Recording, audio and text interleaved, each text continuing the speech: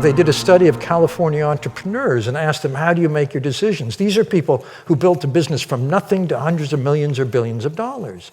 And they more or less said the same strategy. I'm a voracious gatherer of information. I want to see the numbers, but if it doesn't feel right, I won't go ahead with the deal.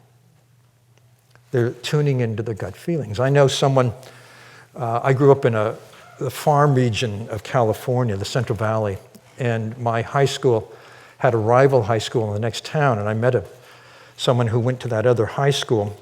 He was not a good student. He almost failed. He didn't graduate, came close to not graduating high school. He went to a 2-year college, a community college as we call them, found his way into film, which he loved, and got into a film school. In film school, his student project caught the eye of a director who asked him to become an assistant. And he did so well at that the director arranged for him to direct his own film, someone else's script. He did so well at that, they let him direct a script that he had written. And that film did surprisingly well. So the studio that financed that film said, if you want to do another one, we will back you. And he, however, hated the way the studio edited the film. He felt he was a creative artist, and they had butchered his art.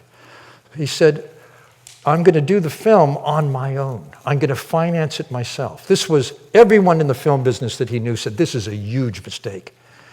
You shouldn't do this. But he went ahead, and he ran out of money. Had to go to 11 banks before he could get a loan.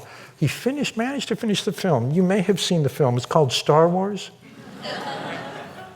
So George Lucas made a decision on the basis of his gut. It didn't feel right to let the studio mangle his next film. It was his integrity.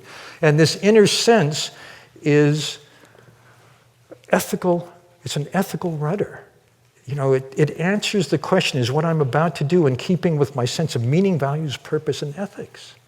That's not a question that we answer first in words. We answer it first in what feels right and doesn't feel right. Then we put it into words. And every leader today needs a strong ethical rudder.